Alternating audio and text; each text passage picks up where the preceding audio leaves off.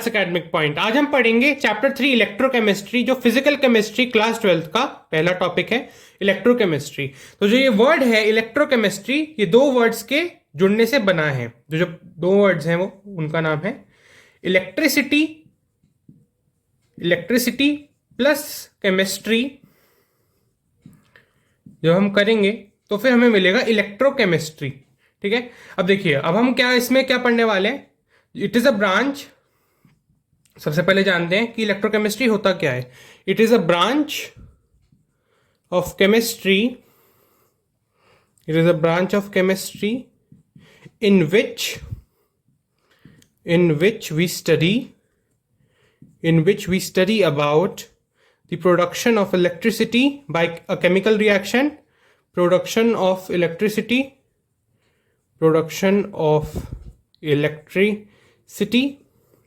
by a chemical reaction, and vice versa. Production of electricity by a chemical reaction and vice versa. मतलब इसका मतलब क्या हुआ कि अगर हम इलेक्ट्रिसिटी से केमिकल रिएक्शन करवा पाए या केमिकल रिएक्शन से इलेक्ट्रिसिटी को प्रोड्यूस करवा पाए, ये दोनों ही चीजें या ये दोनों ही फिनोमिनास किसकी स्टडी के अंदर आएंगे। ये दोनों ही फिनोमिना स्टडी के अंदर आएंगे, इलेक्ट्रोकेमिस्ट्री की स्टडी के अंदर। तो ये जो टॉपिक है हमारा इलेक्ट्रोकेमिस्ट्री, ये बेसिकली दो पार्ट में बटा हुआ है। जो पहला पार्ट है वो है इलेक्ट्रोकेमिकल सेल्स, जिसमें हम किसके बारे में डिस्कस करने वाले हैं कि हम केमिकल रिएक्शन से इलेक्ट्रिसिटी को कैसे प्रोड्यूस करेंगे। और जो दूसरा पार्ट है, देखिए मैं लिख देता हूं यहां पे, जो पहला पार्ट है वो है इलेक्ट्रोकेमिकल सेल। ठीक है, ये हमारा पहला पार्ट इलेक्ट्रोकेमिकल सेल, ये है हमारा पहला पार्ट, जिसमें हम पढ़ेंगे डैनियल सेल और गैल्वेनिक सेल के बारे में। दोनों ही एक टाइप के सेल होंगे जिनके बारे में हम जानेंगे अभी। और क्या होगा, और हमारा है सेकंड पार्ट। सेकंड पार्ट में क्या पढ़ना है हमें, सेकंड पार्ट में हमें सिंपली पढ़ना है इलेक्ट्रोलिटिक सेल्स। इलेक्ट्रोलिटिक सेल्स सिटी प्रोवाइड करी तो केमिकल रिएक्शन जो है वो कैसे अकर करेगा। ठीक है, आप समझ पा रहे हैं कि जो इलेक्ट्रोलिटिक सेल है उसमें हमें क्या पढ़ना है कि अगर हमने इलेक्ट्रिसिटी को प्रोवाइड किया तो केमिकल रिएक्शन कैसे टेक प्लेस करेगा। और जो हमारा पहला पार्ट है उसमें हमें पढ़ना है कि केमिकल रिएक्शन अकर कर रहा है तो उससे इलेक्ट्रिसिटी कैसे प्रोडक्शन इलेक्ट्रिसिटी का हो रहा है, हमें ये पढ़ना है पहले पार्ट में। तो चलिए पहला पार्ट स्टार्ट करते हैं। फर्स्ट पार्ट स्टार्ट करते हैं जिसमें हमें जानना है इलेक्ट्रोकेमिकल सेल के बारे में। तो इलेक्ट्रोकेमिकल सेल की कुछ प्रॉपर्टीज होती हैं, वो मैं अभी आपको बताऊंगा कि इलेक्ट्रोकेमिकल सेल होता क्या है। और अभी जो हमारे चैप्टर का मोर देन 50% जो चीज है वो इलेक्ट्रोकेमिकल सेल पर ही बेस्ड है। तो जो इसकी सबसे पहले प्रॉपर्टीज लिखते हैं, तो इसकी जो पहली प्रॉपर्टी है, इट कन्वर्ट्स, इसका कन्वर्जन कैसे होता है, इट कन्वर्ट्स केमिकल एनर्जी, ऐसे लिख रहा हूं मैं, chemical energy into electrical energy. ठीक है, इलेक्ट्रिकल एनर्जी मतलब केमिकल एनर्जी को ये इलेक्ट्रिकल एनर्जी में कन्वर्ट कर देता है। ठीक है, और जो इसकी दूसरी प्रॉपर्टी है, और देखिए जो इसका जो इलेक्ट्रोड पोटेंशियल होता है, अभी हम देखेंगे इलेक्ट्रोड पोटेंशियल क्या होता है। ठीक है, तो जो इसका इलेक्ट्रोड पोटेंशियल होता है उसकी वैल्यू होती है 1.1 वोल्ट। ठीक है, जो इसका इलेक्ट्रोड पोटेंशियल होता है उसकी वैल्यू होती है 1.1 वोल्ट, जो कि बहुत ही कम होती है। और जो तीसरी बात, ठीक है, तीसरी बात क्या है कि इसमें जो एनोड की वैल्यू होती है, जो एनोड अभी हम देखते हैं एनोड और कैथोड क्या होता है। जो एनोड होता है और कैथोड होता है, जो एनोड का साइन होता है वो होता है नेगेटिव, और जो कैथोड का साइन होता है वो होता है पॉजिटिव। तो यही कुछ तीन बातें हैं जो हमें इलेक्ट्रोकेमिकल सेल के बारे में जाननी थी। अब हम स्टार्ट करते हैं डैनियल सेल से। हम स्टार्ट करेंगे डैनियल सेल के बारे में। डैनियल सेल के बारे में सारी बातें जानेंगे। तो सबसे पहले डैनियल सेल कुछ ऐसा दिखता है। ठीक है, ये डैनियल सेल का डायग्राम है। अभी हम इसके एक एक कंपोनेंट के बारे में चीजों को जानते हैं। ठीक है, तो सबसे पहले ये दो होते हैं बीकर्स, ये तो बहुत बेसिक बात है, इनको हम कहते हैं बीकर्स। अब जो मेन बात है वो है ये लेफ्ट वाली चीज, ये जो लेफ्ट वाला इलेक्ट्रोड होता है इसको हम कहते हैं एनोड। ये जो लेफ्ट वाला इलेक्ट्रोड होता है इसको कहते हैं एनोड, और जो राइट वाला इलेक्ट्रोड होता है उसको हम कहते हैं कैथोड। और ये वोल्ट मीटर लगाया हुआ है, ये दिखाएगा कि अगर वोल्टेज को डेवलप होगा तो फिर ये डिफ्लेक्शन दिखा देगा हमें। ठीक है, और ये क्या है, ये जो चीज हमने लगा रखी है इसको कहते हैं सॉल्ट ब्रिज, इसको कहते हैं सॉल्ट ब्रिज। अभी हम इन तीनों चीजों के बारे में जानते हैं। अब एनोड एक ऐसा इलेक्ट्रोड है जहां पर क्या होता है, जहां पर ऑक्सीडेशन होता है। सबसे पहले मैं आपको समझा देता हूं ऑक्सीडेशन क्या होता है। ठीक है, सबसे पहले समझा देता हूं ऑक्सीडेशन क्या होता है। तो ऑक्सीडेशन होता है रिमूवल ऑफ इलेक्ट्रॉन्स। अगर एक एलिमेंट के एटम से, शेल से हम इलेक्ट्रॉन्स को रिमूव कर दे तो वो अपनी एक्साइटेड स्टेट में आ जाता है। उसी एक्साइटेड स्टेट को हम ऑक्सीडेशन स्टेट भी बोल सकते हैं। ठीक है, तो रिमूवल ऑफ इलेक्ट्रॉन के प्रोसेस को हम कहते हैं ऑक्सीडेशन। ठीक है, और ये रिमूवल ऑफ इलेक्ट्रॉन जिस इलेक्ट्रोड पर होता है उसको कहते हैं एनोड। तो एनोड की डेफिनेशन लिखते हैं, it is an electrode where oxidation take place.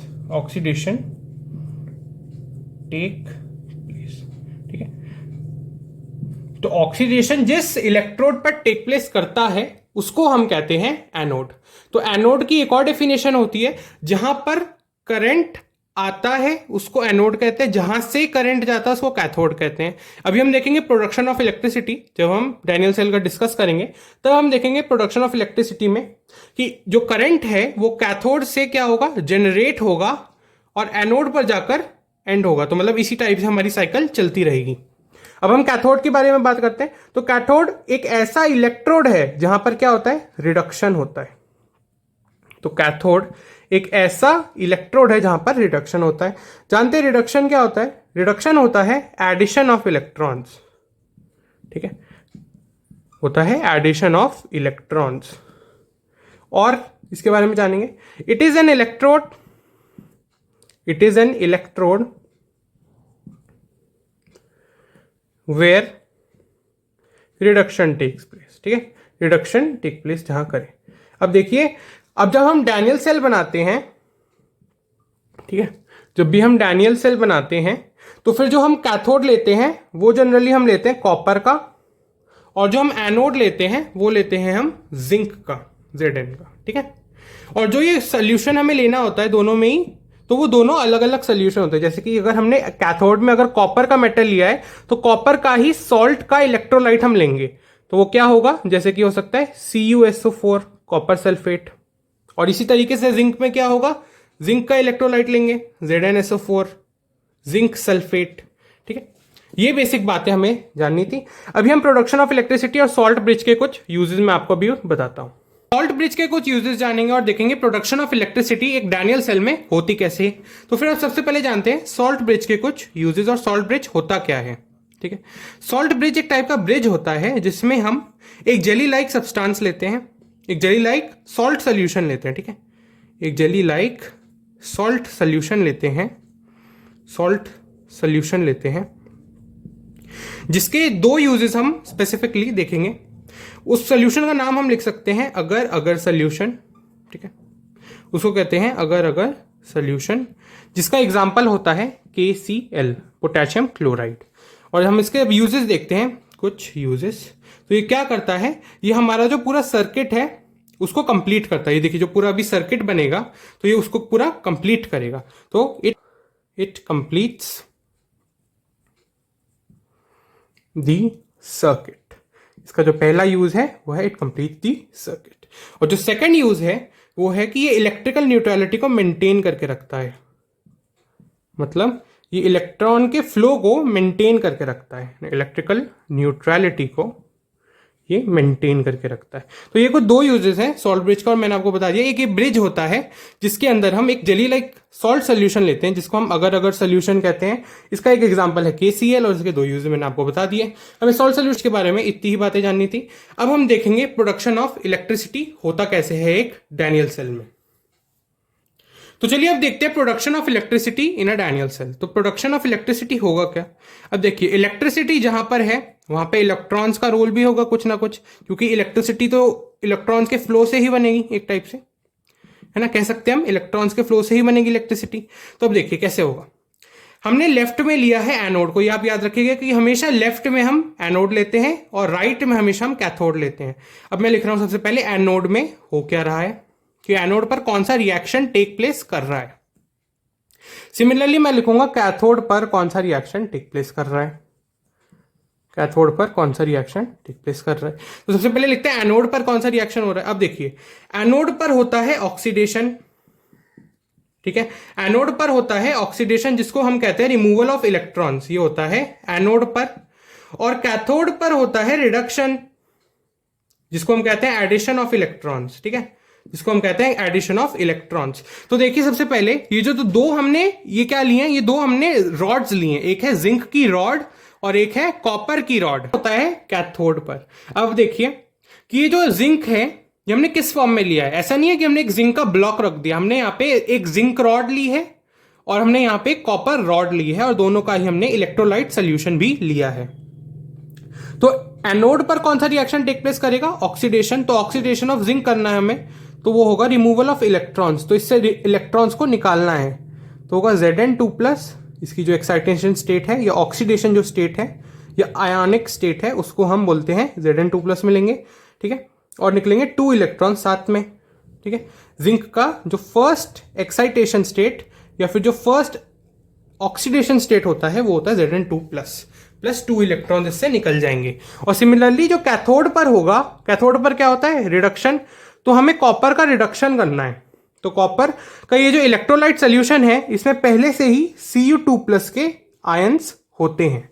तो Cu2+ के जो आयंस होते हैं, ये जो 2 इलेक्ट्रॉन्स, देखिए जो ये एनोड की तरफ देखिए, इस तरफ देखिए पूरा भी, कि जो एनोड की तरफ क्या हो रहा है कि 2 इलेक्ट्रॉन्स का प्रोडक्शन होता जा रहा है। इसीलिए आप देखेंगे ओवर द टाइम कि ये जो जिंक की रॉड है ये पतली होती जाएगी और ये जो कॉपर की रॉड है इसका ये थोड़ी मोटी होती जाएगी। पर ऐसा क्यों होगा, क्योंकि देखिए यहां से 2 इलेक्ट्रॉन्स का प्रोडक्शन होता जाएगा, ठीक है, यहां से 2 इलेक्ट्रॉन्स का प्रोडक्शन होता जा रहा है और ये इस वायर के थ्रू ये इलेक्ट्रॉन्स का मूवमेंट हो रहा है। ये इलेक्ट्रॉन्स यहां से कॉपर वाली साइड में आएंगे और ये Cu2+ के साथ कंबाइन करके बना देंगे कॉपर का एटम, कॉपर का मेटल एटम बना देंगे। और ये जो कॉपर का मेटल है ये इसके वॉल पर, ठीक है, ये इस इलेक्ट्रोड के वॉल पर डिपॉजिट होने लग जाएगा, ये इसके छोटे छोटे बन के चिपकने लग जाएगा, ठीक है। तो ये हो जाता है, इसी तरीके से होता है कैथोड पर रिडक्शन, ठीक है। ये हो गया कैथोड पर रिडक्शन, ये हो गया एनोड पर ऑक्सीडेशन। अब देखिए हमारा इलेक्ट्रॉन्स का जब भी मूवमेंट हुआ, ये इलेक्ट्रॉन्स का मूवमेंट हो रहा है। अब जब इलेक्ट्रॉन्स का मूवमेंट होता है तो इलेक्ट्रिसिटी जनरेट होती है, ये आपको पता होगा कि जब भी इलेक्ट्रॉन्स का मूवमेंट होता है तो इलेक्ट्रिसिटी क्या होती है, जनरेट होती है। अब मूवमेंट ऑफ इलेक्ट्रॉन्स कहां से हो रहा है, जिंक वाले एनोड से, जिंक वाले एनोड से कहां से, कॉपर वाले कैथोड तक, जिंक वाले एनोड से कॉपर वाले कैथोड तक ये हो रहा है इलेक्ट्रॉन्स का मूवमेंट। तो जो इलेक्ट्रॉन्स का मूवमेंट है वो इस डायरेक्शन में हो रहा है, तो फिर जो करंट होता है वो होता है इलेक्ट्रॉन्स के मूवमेंट के अपोजिट। तो जो मूवमेंट ऑफ करंट होगा वो होगा कॉपर से जिंक, तो कॉपर से जिंक होगा, डायरेक्शन ऑफ करंट होगी वो होगी कॉपर से जिंक, डायरेक्शन ऑफ करंट। तो इसी तरीके से प्रोडक्शन ऑफ इलेक्ट्रिसिटी होता है जब हम एक डैनियल सेल को बनाते हैं, ठीक है। तो हमने ये बातें जान ली हैं कि जो कैथोड है उसको हम एक कॉपर रॉड लेते हैं, उस पर क्या होता है, उस पर रिडक्शन होता है, और एनोड पर हमेशा ऑक्सीडेशन होता है। ये आपको हमेशा याद रखना है कि एनोड पर हमेशा ऑक्सीडेशन होता है और कैथोड पर हमेशा रिडक्शन होता है। और हमेशा हम लेफ्ट में एनोड को लेते हैं और कैथोड को हमेशा राइट में लेते हैं।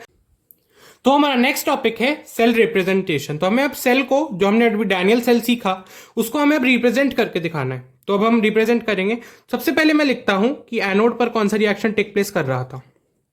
एनोड पर हो क्या रहा था, जिंक टूट रहा था Zn2+ प्लस 2 इलेक्ट्रॉन में, मतलब उसका ऑक्सीडेशन हो रहा था। देखिए सिंपली आप ऑक्सीडेशन को याद रखिए कि रिमूवल ऑफ इलेक्ट्रॉन्स, कि हम एक ग्राउंड स्टेट के एलिमेंट के एटम से हम उससे उसके पहले इलेक्ट्रॉन्स को निकाल देते हैं, ठीक है। और कैथोड पर अब क्या हो रहा है, कैथोड पर होता है Cu2+, जो उसके इलेक्ट्रोलाइट में पहले से ही Cu2+ था, वो उन 2 इलेक्ट्रॉन्स के साथ जो वायर के थ्रू आते हैं जिंक की साइड से कॉपर की साइड में, उसके साथ कंबाइन करके कॉपर एटम बना रहा था, जो कि कॉपर इलेक्ट्रोड पर डिपॉजिट होता जा रहा था, ठीक है। तो मतलब हो रहा था उसका रिडक्शन। अब देखिए हमारे पास ये 2 रिएक्शंस हैं। अब हम इन दोनों रिएक्शन को जब कंबाइन करेंगे तो इसको कहते हैं हम ऑक्सीडेशन हाफ सेल रिएक्शन, इसको कहते हैं ऑक्सीडेशन हाफ और इसको कहते हैं रिडक्शन हाफ।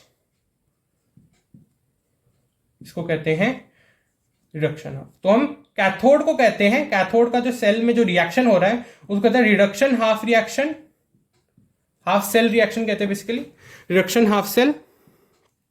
और ऑक्सीडेशन हाफ को कहते हैं ऑक्सीडेशन हाफ सेल। ठीक है, रिएक्शंस मिले, ठीक है, ये तो जो हमें रिएक्शंस मिले तो इनसे हम क्या कर सकते हैं, इनसे हम पूरा एक सेल रिएक्शन को निकाल सकते हैं। तो हम निकालेंगे सेल रिएक्शन। अगर ये देखिए ये जो रिएक्शन है एनोड पर जो हो रहा है उसको मैं ले लेता हूं नंबर 1 और जो कैथोड पर हो रहा है उसको ले लेता हूं नंबर 2। सिंपल मैंने सिर्फ इक्वेशंस का नाम दिया है। अगर मैं इन दोनों इक्वेशंस को ऐड कर दूंगा, अगर मैंने इन दोनों इक्वेशंस को ऐड किया तो क्या होगा देखिएगा, Zn प्लस Cu2 प्लस, मतलब LHS को LHS से ऐड करेंगे प्लस 2 इलेक्ट्रॉन्स, ये देगा हमें Zn2 plus copper plus 2 electrons, है ना। यहां पे 2 इलेक्ट्रॉन्स है, RHS को RHS से ऐड कर दिया। अब ये 2 इलेक्ट्रॉन्स और 2 इलेक्ट्रॉन्स कैंसिल हो जाएंगे, ठीक है, इनको रब कर लेता हूं मैं। तो ये 2 इलेक्ट्रॉन्स कैंसिल हो गए। तो ये है हमारा सेल रिएक्शन डैनियल सेल का, ठीक है, ये है हमारा सेल रिएक्शन।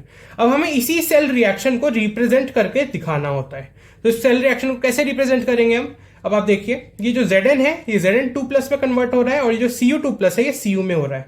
तो ये Zn और ये Cu ये बेसिकली होंगे अपने सॉलिड स्टेट में, जो इलेक्ट्रोड पे जो हमने मेटल लिया है वो ये रिप्रेजेंट कर रहे हैं। और जो Cu2 प्लस है ये इलेक्ट्रोलाइट में होगा, उस कॉपर के इलेक्ट्रोलाइट में, वो जो बीकर था, ठीक है, उसके इलेक्ट्रोलाइट में है ये।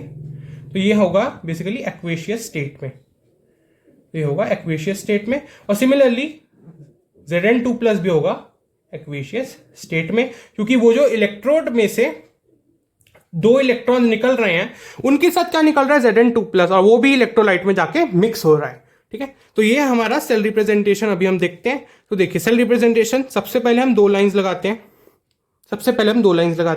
ये 2 लाइंस क्या दिखाती हैं कि यहाँ पे सॉल्ट ब्रिज हमने लगाया हुआ है, क्योंकि हमने सॉल्ट ब्रिज का अभी देखे यूज है, सॉल्ट ब्रिज लगाना इसलिए जरूरी है, ठीक है।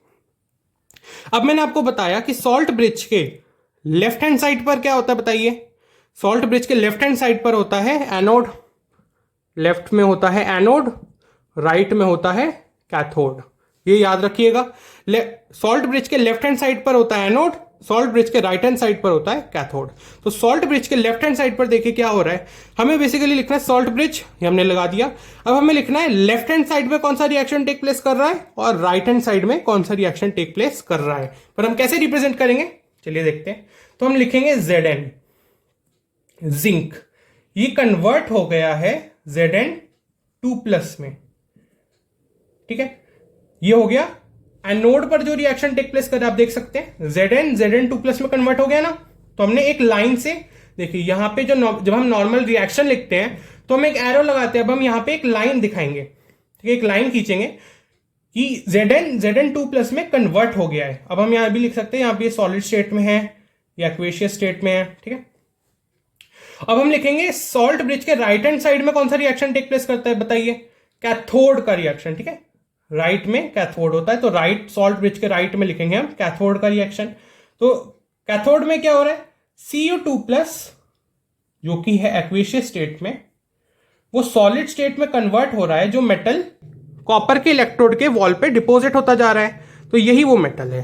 तो हमने इसको ऐसे रिप्रेजेंट कर दिया, ये जो ऊपर रिएक्शन लिखा है इसी रिएक्शन को हमने, इसका करेक्ट सेल रिप्रेजेंटेशन ऐसे होता है कि सॉल्ट ब्रिज, उसके लेफ्ट हैंड साइड में Zn से Zn2 प्लस में कन्वर्जन हो रहा है और उसके राइट हैंड साइड में Cu2 प्लस से Cu में कन्वर्जन हो रहा है, जो कि बेसिकली ये है ऑक्सीडेशन हाफ, और ये बेसिकली है रिडक्शन हाफ। तो करते हैं हमारा नेक्स्ट टॉपिक जो है इलेक्ट्रोड पोटेंशियल। तो इलेक्ट्रोड पोटेंशियल की सबसे पहले डेफिनेशन लिखते हैं। It is the potential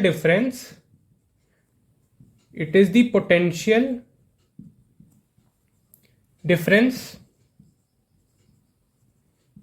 between electrode and electrolyte, ठीक है। जो इलेक्ट्रोलाइट होता है जो सोल्यूशन टाइप होता है उस बीकर में, उसके और उस इलेक्ट्रोड के बीच में जो पोटेंशियल डिफरेंस होता है उसको हम कहते हैं इलेक्ट्रोड पोटेंशियल, और इसको डिनोट करा जाता है, डिनोटेड बाय कैपिटल ई से इसको हम डिनोट करते हैं। ठीक है, कैपिटल ई से डिनोट करा जाता है। मान लीजिए यह है जिंक का इलेक्ट्रोड और यह है जिंक का इलेक्ट्रोलाइट ZnSO4, ये जिंक का इलेक्ट्रोलाइट है। तो इन दोनों के बीच में एक पोटेंशियल डिफरेंस डेवलप हो जाता है जब यहां पे क्या होता है, मान लीजिए ये है एनोड है हमारा, तो अब एनोड लेफ्ट में होता है तो अब उसको ऐसे याद रखेंगे LOAN से, लोन। इससे इसका मतलब क्या होता है, लेफ्ट में होता है anode, left, O for oxidation, left है ऑक्सीडेशन है, साथ ही साथ A से क्या होगा एनोड, N से क्या होगा नेगेटिव, मतलब उसका साइन भी नेगेटिव है। ठीक है, ऐसे आप याद रख सकते हैं। तो फिर देखिए ये एनोड है, अब यहां पे ऑक्सीडेशन होगा तो होगा Zn से Zn2 प्लस 2 इलेक्ट्रॉन्स निकलेंगे। तो ये 2 इलेक्ट्रॉन्स का प्रोडक्शन यहां हो रहा है, 2 इलेक्ट्रॉन्स बढ़ेंगे और उस वायर से ट्रैवल करके जाएंगे। अब यहां पे प्रोडक्शन ऑफ इलेक्ट्रॉन्स हो रहा है। तो इसी तरीके से कुछ पोटेंशियल डिफरेंस भी इस इलेक्ट्रोड, ये जो इलेक्ट्रोड की रॉड है, जिंक की रॉड है, और ये जो जिंक का इसमें एक पोटेंशियल डिफरेंस डेवलप हो जाएगा जिसको हम कहते हैं इलेक्ट्रोड पोटेंशियल, जिसको हम कैपिटल ई से डिनोट करते हैं। तो हम देखते हैं स्टैंडर्ड इलेक्ट्रोड पोटेंशियल क्या होता है। आप देख सकते हैं यहाँ पे वर्ड लिखा हुआ है स्टैंडर्ड, हमने देख तो लिया इलेक्ट्रोड पोटेंशियल क्या होता है। आप देखते हैं स्टैंडर्ड इलेक्ट्रोड पोटेंशियल क्या होता है। तो it is the electrode potential, it is the electrode potential, ये एक इलेक्ट्रोड पोटेंशियल ही है, मतलब potential difference between electrolyte and electrode ही है, बट अंडर स्टैंडर्ड कंडीशन। यहां पे स्टैंडर्ड कंडीशंस हमें लगानी पड़ेंगी। तो ये जो स्टैंडर्ड कंडीशंस होंगी ये क्या क्या होंगी अभी देखते हैं। तो जो स्टैंडर्ड कंडीशंस लगेंगी वो हैं, जो प्रेशर है वो 1 atm होना चाहिए, स्टैंडर्ड प्रेशर होगा। स्टैंडर्ड रूम टेम्परेचर होना चाहिए, जो टेम्परेचर है वो होना चाहिए 298 केल्विन या फिर 25 डिग्री सेल्सियस। ठीक है, स्टैंडर्ड रूम टेम्परेचर है ये। साथ ही साथ जो कॉन्सेंट्रेशन ऑफ इलेक्ट्रोलाइट है, ये थोड़ा इंपॉर्टेंट पॉइंट है, देखिएगा, जो कॉन्सेंट्रेशन ऑफ इलेक्ट्रोलाइट है वो 1 मोलर होना चाहिए। जो कॉन्सेंट्रेशन ऑफ इलेक्ट्रोलाइट है वो 1 मोलर होना चाहिए। ये है standard electrode potential. It is the electrode potential but under standard condition. जो कंडीशंस लगाएंगे वो ये 3 कंडीशंस हैं जो स्टैंडर्ड कंडीशंस होती हैं, और इसको हम डिनोट करते हैं E0 से। ठीक है, ये दिखाता है स्टैंडर्ड इलेक्ट्रोड पोटेंशियल। अब इसी तरीके से होता है standard hydrogen electrode, standard hydrogen electrode, standard hydrogen electrode. तो इसका क्या होता है, इसमें बस हमें एक बात याद रखनी है, जो इसका EMF होता है वो 0 होता है बस, और हमें कुछ बात नहीं याद रखनी है। इसका जो EMF होता है वो होता है 0 वोल्ट। अभी हम देखते हैं EMF क्या होता है, देखेंगे EMF ऑफ अ सेल क्या होता है। तो EMF ऑफ सेल क्या होता है, तो EMF की फुल फॉर्म होती है electromotive force, electromotive force. EMF की फुल फॉर्म होती है इलेक्ट्रोमोटिव फोर्स। अब ये होता क्या है, it is the difference, it is the difference in electrode potential, electrode potential, it is the difference in electrode potential of 2 electrodes। जो 2 electrodes एक सेल में इन्वॉल्व होते हैं उनके बीच का जो इलेक्ट्रोड पोटेंशियल का डिफरेंस होता है उसको हम EMF ऑफ सेल कहते हैं, जिसको हम कैपिटल E सेल से डिनोट करते हैं। ठीक है, जो इलेक्ट्रोड पोटेंशियल था उसको सिर्फ हम कैपिटल स्टैंडर्ड EMF होता क्या है, स्टैंडर्ड EMF होता क्या है। ठीक है, तो स्टैंडर्ड EMF होता है जो स्टैंडर्ड कंडीशंस में हो, सिंपल है बहुत। तो इट इज दी, सिंपल है, it is the difference in electrode potential. Electrode potential क्या था, पोटेंशियल डिफरेंस बिटवीन इलेक्ट्रोड जो हमने रॉड ली थी और electrolyte. Electrode potential between cathode and anode. अब देखिए हमने क्या किया था, हमने यहां पे लिखा है 2 इलेक्ट्रोड्स। अब एक सेल में, ठीक है, एक पूरे एक डैनियल सेल में कितने इलेक्ट्रोड्स होते हैं? 2 इलेक्ट्रोड्स होते हैं, और दोनों ही इलेक्ट्रोड्स में से एक होता है कैथोड, एक होता है एनोड। तो यहां पे हम ये भी लिख सकते हैं कि कैथोड और anode, but in standard conditions. ठीक है, स्टैंडर्ड कंडीशन में जब हम ये मेजर करते हैं, ये जो पूरा स्टैंडर्ड ईएमएफ होता है, इसको हम स्टैंडर्ड कंडीशंस में मेजर करते हैं, जो मैंने आपको बता दी हैं। स्टैंडर्ड कंडीशंस क्या होती हैं कि टेम्परेचर 225 डिग्री सेल्सियस हो, वो 1 एटीएम हो, और इलेक्ट्रोलाइट है वो हो 1 मोलर। जब ये 3 कंडीशन सेटिस्फाई होंगी तब हम स्टैंडर्ड ईएमएफ ऑफ सेल को मेजर कर सकते हैं आसानी से। तो it is the difference in electrode potential between cathode and anode. अभी हम इसको कैसे डिनोट करते हैं? इसको हम डिनोट करते हैं ऐसे, इसको ध्यान से देखिएगा। ये दोनों ही चीजों का भी हम बहुत बड़ा यूज अभी देखने वाले हैं। तो ये होगा ई नॉट ऑफ सेल, इसको हम ऐसे डिनोट करते हैं, ई नॉट ऑफ सेल। ये होता है स्टैंडर्ड ईएमएफ और ये होता है नॉर्मल ईएमएफ। ठीक है, ये है वो है E naught of cell. E naught of cell is equal to E naught of cathode. ठीक है, कैथोड का electrode potential, standard electrode potential, minus standard electrode potential of anode, या फिर इसको आप ऑक्सीडेशन पोटेंशियल भी बोल सकते हैं, इसको भी ऑक्सीडेशन पोटेंशियल बोल सकते हैं, या फिर इन दोनों को ही रिडक्शन पोटेंशियल भी बोल सकते हैं।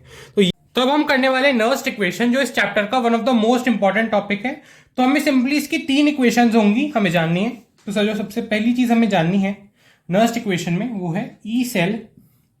ई सेल क्या होता है? ईएमएफ ऑफ सेल, और ये क्या होगा? Standard EMF of cell. ठीक है, स्टैंडर्ड इलेक्ट्रोमोटिव फोर्स कहते हैं इसे। फिर आएगा minus 0.059 divide by n log product में जितने आयन होंगे उनका कंसंट्रेशन डिवाइड बाय रिएक्टेंट में जितने आयन होंगे, मेटल आयन होंगे, उनका कंसंट्रेशन। ठीक है, ये होती है हमारी नर्स्ट इक्वेशन। और इसके 2-3 यूजेस भी हैं, मैं आपको भी बताऊंगा। सबसे पहले हम एक डैनियल सेल के लिए क्या लिख देते हैं? सबसे पहले हम एक डैनियल सेल के लिए उसकी सेल रिएक्शन की इक्वेशन लिख देते हैं। तो वो क्या थी? Zn plus Cu2 plus gives Zn2 plus Cu। तो ये थी एक डैनियल सेल का सेल रिएक्शन की इक्वेशन। अब अगर मैं इस रिएक्शन के लिए, ठीक है, अगर मैं इस रिएक्शन के लिए नर्स्ट इक्वेशन लिखना चाहता हूं तो उसको कैसे लिखूंगा? अब आप देखिए, तो इसको मैं लिखूंगा, इसको कहते हैं क्या? ईएमएफ ऑफ सेल, है ना? इसको कहते हैं EMF of cell is equal to E naught, ये क्या है? Standard EMF. फिर माइनस 0.059 डिवाइड बाय 2, ये 2 अभी मैंने क्यों लगाया बताता हूं मैं आपको। फिर आएगा लॉग में जितने आयन्स हैं, मेटल आयन्स हैं, उनका कंसंट्रेशन। मान लीजिए Zn2 प्लस का कुछ कंसंट्रेशन होगा, तो Zn2 प्लस डिवाइड बाय, अब रिएक्टेंट में कुछ मेटल आयन होंगे, ये रहा हमारा मेटल आयन रिएक्टेंट साइड में, तो वो है ये Cu2 प्लस। तो ये है हमारी नर्स्ट इक्वेशन। अब हम एक एक टर्म को समझते हैं। तो हमें ये तो पता है, ये है ईएमएफ, ये है स्टैंडर्ड ईएमएफ। इन दोनों की, इसकी वैल्यू हमें बेसिकली निकालनी होती है मोस्ट ऑफ द क्वेश्चंस में। हमें ये, इसको कहते हैं एक्सटर्नल ईएमएफ ऑफ सेल, जो हमें मोस्टली निकालना होता है। ये हमें बेसिकली दिया होता है। इसको कैसे निकालेंगे? जब भी हमें ई नॉट ऑफ सेल निकालना हो तो हमेशा याद रखिएगा आप कि आपको हमेशा करना होगा ई नॉट ऑफ कैथोड, कैथोड जहां पे रिडक्शन हो रहा हो, minus E naught of anode जहां पर ऑक्सीडेशन हो रहा हो। ठीक है, ये है मोस्ट इंपॉर्टेंट चीज। फिर और है कि n क्या है? ये 0.059 डिवाइड बाय n, ये n क्या है? तो ये n है चेंज इन इलेक्ट्रॉन्स, ये है चेंज इन इलेक्ट्रॉन्स, कि इलेक्ट्रॉन्स में कितना चेंज आ रहा है। कि मतलब देखिए, जैसे कि Zn है, ठीक है, जिंक है। अब जिंक किस पे कन्वर्ट हो रहा है? Zn2 प्लस प्लस 2 इलेक्ट्रॉन, मतलब जिंक से 2 इलेक्ट्रॉन्स निकल गए, 2 इलेक्ट्रॉन का जिंक में चेंज आया। ठीक है, मतलब यहां पे क्या थे? यहां पे चार्ज 0 था, यहां से 0 से क्या हो गया +2, जब 2 इलेक्ट्रॉन चले गए तो यहां पे आ गया +2 चार्ज। अभी जो चार्ज में जो चेंज आता है या फिर ये चार्ज में जो चेंज आता है ये किसी वजह से आता है, इलेक्ट्रॉन्स की वजह से। समझ पा रहे हैं आप कि इलेक्ट्रॉन्स जब चले जाते हैं एक मेटल से, जब इलेक्ट्रॉन्स चले जाते हैं तो वो जो चार्ज में जो चेंज आता है उसको एन कहते हैं, या एन को चेंज इन इलेक्ट्रॉन्स भी कहते हैं, या चेंज इन इलेक्ट्रॉन्स है ये। तो देखिए इस इक्वेशन के लिए चेंज इन इलेक्ट्रॉन क्या है 2। चलिए तो हमारा नेक्स्ट टॉपिक है इक्विलिब्रियम कांस्टेंट। अब हम क्या करेंगे, अब हम देखेंगे कि इक्विलिब्रियम कांस्टेंट का स्टैंडर्ड ईएमएफ ऑफ सेल से क्या रिलेशन है। तो देखिए इक्विलिब्रियम क्या होता है, इक्विलिब्रियम एक ऐसी स्टेट होती है जिसपे रिएक्टेंट्स और प्रोडक्ट्स का प्रोडक्शन एकदम सेम हो जाता है। ठीक है, तो अब देखते हैं। तो अब हमने नर्स्ट इक्वेशन पढ़ ली है, E cell is equal to होता है E naught cell minus 0.059 divide by n log product में जो आयन्स है उनका कंसंट्रेशन डिवाइड बाय रिएक्टेंट में जो मेटल के आयन्स है उनका। तो अब हम इक्विलिब्रियम कांस्टेंट निकालेंगे। तो सबसे पहले मैं एक डैनियल सेल की इक्वेशन लिख देता हूं। डैनियल सेल की इक्वेशन लिखते हैं। तो डैनियल सेल की इक्वेशन कहती है Zn प्लस Cu2 की एग्जांपल दे रहा हूं बस, ठीक है, gives Cu plus Zn2 plus. तो ये है डैनियल सेल की इक्विलिब्रियम। एट इक्विलिब्रियम जब ये रिएक्शन क्या हो जाएगा, स्टॉप हो जाएगा। ठीक है, ये जो मतलब जब प्रोडक्शन ऑफ इलेक्ट्रॉन्स है फ्रॉम जिंक और जो एक्सेप्टेंस ऑफ इलेक्ट्रॉन्स है फ्रॉम कॉपर वो एकदम सिमिलर हो जाएगा, तो फिर ये रिएक्शन स्टॉप हो जाएगा। जब ये रिएक्शन ही स्टॉप हो जाएगा तो फिर जो ईएमएफ ऑफ सेल है हमारा, जो ईएमएफ ऑफ सेल है उसकी वैल्यू 0 हो जाएगी। समझ पा रहे हैं। एट इक्विलिब्रियम जो प्रोडक्शन ऑफ इलेक्ट्रॉन्स हो रहा है जिंक के द्वारा और जो कॉपर के द्वारा एक टाइप से एक्सेप्टेंस ऑफ इलेक्ट्रॉन हो रहा है, वो क्या हो जाएगा। अब अगर हम ई सेल की वैल्यू 0 रख दें हमारी नर्स्ट इक्वेशन में, अब ये ई सेल 0 क्यों हुआ, क्योंकि जो प्रोडक्शन ऑफ इलेक्ट्रॉन्स और जो एक्सेप्टेंस ऑफ इलेक्ट्रॉन्स है वो इक्वल हो गया। तो हमने इक्विलिब्रियम जब हमारा अटेन हुआ, तो जब हमारा इक्विलिब्रियम अटेन हुआ तो जो ईएमएफ ऑफ सेल है उसकी वैल्यू 0 हो जाएगी। ठीक है, तो अब हम देखते हैं, अगर हमने ईएमएफ ऑफ सेल की वैल्यू 0 रख दी तो इज इक्वल टू आएगा ये E naught of cell minus 0.059 n log. अब हम ये जो है प्रोडक्ट के आयंस डिवाइड बाय रिएक्टेंट के आयंस की कॉन्सेंट्रेशन की जगह लिखेंगे इक्विलिब्रियम कांस्टेंट Kc। अब हम इसको LHS में ले जाते हैं तो आएगा E naught of cell is equal to 0.059 divide by n log Kc। Simply Kc को सब्जेक्ट बनाएंगे और इन सबको थोड़ा सिंप्लीफाई करके लिख देंगे। तो Kc क्या आएगा, Kc आ जाएगा एंटी लॉग, Kc आ जाएगा एंटी लॉग। अब देखिए इसको एन को यहां भेज दीजिए तो आएगा E naught of cell multiply by n divide by 0.059। ये आ जाएगा हमारा relation of equilibrium constant and standard EMF of the cell. ठीक है, तो टॉपिक है गिब्स फ्री एनर्जी। अब गिब्स एनर्जी क्या होता है, जो भी हीट को हम यूजफुल वर्क में कन्वर्ट कर सकते हैं। हमें अभी इसका एक नॉर्मल एक सिर्फ फॉर्मूला देखना है जो कि है -n ई सेल एफ। ठीक है, हमें बस इसका ये फॉर्मूला याद रखना है और इसमें एफ क्या है, एफ को हम कहते हैं फेराडे कांस्टेंट। ठीक है, एफ होता है फेराडेस कांस्टेंट जिसकी एक फिक्स्ड वैल्यू होती है, फेराडेस कांस्टेंट जिसकी एक फिक्स्ड वैल्यू होती है ना, अप्रोक्सीमेटली आती है वो 96500। ठीक है, अप्रोक्सीमेटली फेराडेस कांस्टेंट की वैल्यू होती है 96500। और ये एन क्या होता है, एन वही है चेंज इन इलेक्ट्रॉन्स, एन है हमारे पास चेंज इन इलेक्ट्रॉन्स। और आपको इस फॉर्मूला में ये मेन बात याद रखनी है कि जो एनर्जी आती है हमारी गिब्स फ्री एनर्जी वो हमेशा जूल पर मोल आती है। ठीक है, वो हमेशा जूल पर मोल आती है, इसका एसआई यूनिट होता है। और एफ हम मैंने आपको डिफाइन कर दिया। और ई सेल तो हमें पता ही है, ई सेल है हमारा ईएमएफ ऑफ सेल।